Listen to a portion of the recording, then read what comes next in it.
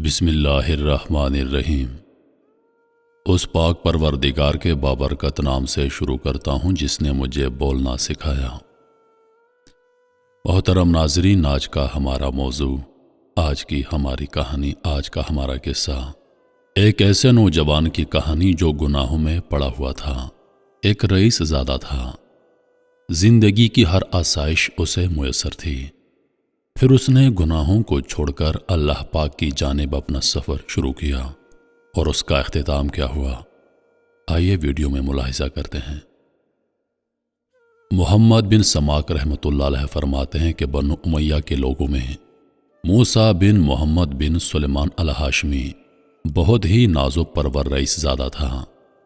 دل کی خواہشات پورا کرنے میں ہر وقت مگن رہتا، کھانے پینے میں، لباس میں، لولاب میں، خواہشات اور لذات کی ہر نوع میں اعلیٰ درجہ پر تھا۔ لڑکے لڑکیوں میں ہر وقت مگن رہتا، نہ اس کو کوئی غم تھا نہ فکر، خود بھی نہایت حسین تھا۔ اللہ تعالیٰ کی ہر نوع کی دنیاوی نعمت اس پر پوری تھی۔ اس کی آمدنی 3,03,000 دینار اشرفیاں سالانہ تھی، جو ساری کی ساری اسی مستی میں خرچ ہو جاتی۔ ایک اونچا بالا خانہ تھا جس میں کئی کھڑکیاں شارع عام کی طرف کھلی تھیں، جن میں بیٹھ کر وہ راستہ چلنے والوں کے نظارے کرتا، اور کئی کھڑکیاں دوسری جانب باغ کی طرف کھلی تھیں، جن میں بیٹھ کر وہ باغ کی ہوائیں کھاتا، خوشبوئیں سونگھتا۔ اس کے محل میں ایک ہاتھی دان کا کبا تھا جو چاندنی کی میخوں سے جڑا ہوا تھا، اور سونے کا اس پر جھول تھا۔ اس کے اندر ایک تخت تھا جس پر موتیوں کی چادر تھی، اور اس ہاشمی کے سر پر موتیوں کا امامہ تھا۔ اس کمرے میں اس کے یار احباب جمع رہتے، خدام ادب سے پیچھے کھڑے رہتے۔ سامنے ناچنے گانے والیاں کمرے سے باہر جمع رہتی۔ جب گانا سننے کو دل چاہتا وہ ستار کی طرف ایک نظر اٹھاتا اور سب حاضر ہو جاتی، اور جب بند کرنا چاہتا تو ہاتھ سے ستار کی طرف اشارہ کر دیتا، گانا بند ہو جاتا۔ رات کو ہمیشہ جب تک نیند نہ آتی یہی شغل رہتا، اور جب شراب کے نشے سے اس کی عقل جاتی رہتی، یارانے مجلس اٹھ کر چلے جاتے۔ وہ جون سی لڑکی کو چاہتا پکڑ لیتا اور رات بھر اس کے ساتھ خلوت کرتا۔ صبح کو وہ شطرنج میں مشغول ہو جاتا۔ اس کے سامنے کوئی رنج و غم کی بات، کسی کی موت، کسی کی بیماری کا تذکرہ بالکل نہ آتا۔ اس کی مجلس میں ہر وقت ہنسی اور خوشی کی باتیں، ہنسانے والے قصے اور اسی قسم کے تذکرے رہتے۔ ہر دن نئی نئی خوشبوئیں جو اس زمانے میں کہیں نہ ملتی، وہ روزانہ اس کی مجلس میں آتی۔ عمدہ عمدہ خوشبوؤں کے گلدستے وغیرہ حاضر کیے جاتے۔ اسی حالت میں اس کے 27 برس گزرے۔ ایک رات وہ حسب معمول اپنے کمرے میں تھا، دفتن اس کے کان میں ایک ایسی سریلی آواز پڑی جو اس کے گانے والوں کی آواز سے بالکل جدا تھی، لیکن بڑی دلکش تھی۔ اس کی آواز نے کان میں پڑتے ہی اس کو بے چین سا کر دیا۔ اپنے گانے والیوں کو بند کر دیا اور کھڑکی سے باہر سر نکال کر اس آواز کو سننے لگا۔ وہ آواز کبھی کان میں پڑ جاتی، کبھی بند ہو جاتی۔ اس نے اپنے خدام کو حکم دیا کہ یہ آواز جس شخص کی آ رہی ہے اس کو پکڑ کر میرے سامنے لاؤ۔ شراب کا دور چل رہا تھا۔ خدام جلدی سے اس آواز کی طرف دوڑے۔ خدام مسجد میں پہنچے جہاں ایک جوان نہایت ضعیف بدن، زرد رنگ، گردن سوکھی ہوئی، ہونٹوں پر خشکی آئی ہوئی، بال بکھرے، پیٹ کمر سے لگا ہوا، 2 ایسی چھوٹی چھوٹی لنگیاں اس کے بدن پر کہ ان سے مشکل سے سطر ڈھک سکے، مسجد میں کھڑا اپنے رب کے ساتھ مشغول تلاوت ہے۔ یہ لوگ اس کو پکڑ کر لے گئے، نہ اس سے کچھ کہا نہ بتایا۔ ایک دم اس کو مسجد سے نکال کر وہاں بالا خانہ پر لے جا کر اس کے سامنے پیش کر دیا۔ حضور، بندہ حاضر ہے۔ وہ شراب کے نشے میں کہنے لگا، یہ شخص کون ہے؟ انہوں نے عرض کیا، حضور وہی شخص ہے جس کی آواز آپ نے سنی تھی۔ اس نے پوچھا کہ تم اس کو کہاں سے لائے ہو؟ کہنے لگے، حضور مسجد میں کھڑا قرآن شریف پڑھ رہا تھا۔ اس رئیس نے اس نوجوان سے پوچھا کہ تم کیا پڑھ رہے تھے؟ اس نے اعوذ باللہ پڑھ کر یہ آیتیں بتائیں جن کا ترجمہ ہے، بے شک نیک لوگ جنت کی بڑی نعمتوں میں ہوں گے۔ مسحریوں پر بیٹھے ہوئے جنت کے عجائب دیکھتے ہوں گے۔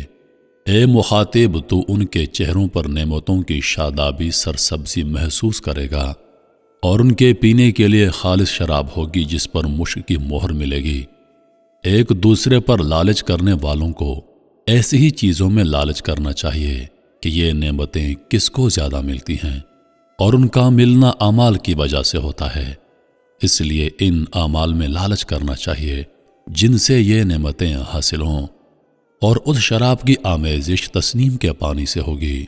شراب میں کوئی چیز ملائی جاتی ہے تو اس سے اس کا جوش زیادہ ہو جاتا ہے، اور وہ تسنیم جنت کا ایک ایسا چشمہ ہے جس سے مقرب لوگ پانی پیتے ہیں، یعنی اس چشمے کا پانی مقرب لوگوں کو تو خالص ملے گا، اور نیک لوگوں کو شراب میں اس میں سے تھوڑا سا ملا دیا جائے گا۔ اس کے بعد اس نوجوان نے کہا، ارے دھوکے میں پڑے ہوئے تیرے اس محل کو، تیرے اس بالا خانہ کو، تیرے ان فرشوں کو، ان سے کیا مناسبت؟ وہ بڑی اونچی مسحریاں ہیں جن پر فرش بچھے ہوئے ہیں، ایسے فرش جو بہت بلند ہیں، وہ ریشم کے ہوں گے۔ وہ لوگ عجیب و غریب خوبصورت کپڑوں پر تکیہ لگائے ہوئے ہیں۔ اللہ کا ولی ان مسحریوں پر سے ایسے دو چشموں کو دیکھے گا جو دو باغوں میں جا رہی ہوں گی۔ ان دونوں باغوں میں ہر قسم کے میوے کی دو دو قسمیں ہوں گی کہ ایک ہی قسم کے میوے کے دو مزے ہوں گے۔ وہ میوے نہ تو ختم ہوں گے، نہ ان کی کچھ روک ٹوک ہوگی۔ جیسا دنیا میں باغ والے توڑنے سے روکتے ہیں، وہ لوگ پسندیدہ زندگی میں بہت بلند مقام پر جنت میں ہوں گے، ایسی اعلیٰ مقام جنت میں ہوں گے جہاں کوئی بری بات نہ سنیں گے۔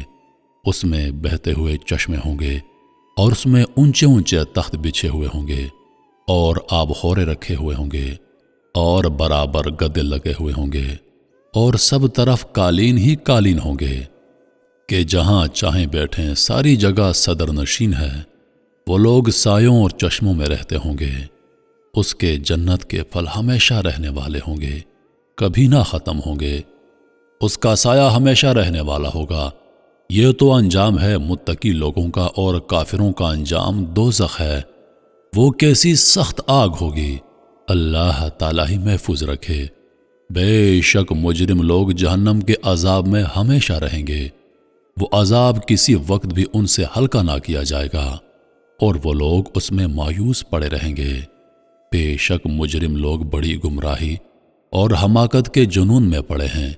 ان کو اپنی حماقت اس دن معلوم ہوگی جس دن منہ کے بل گھسیٹ کر جہنم میں پھینک دیے جائیں گے، اور ان سے کہا جائے گا دوزخ کی آگ لگنے کا، اس میں جلنے کا مزہ چکھو۔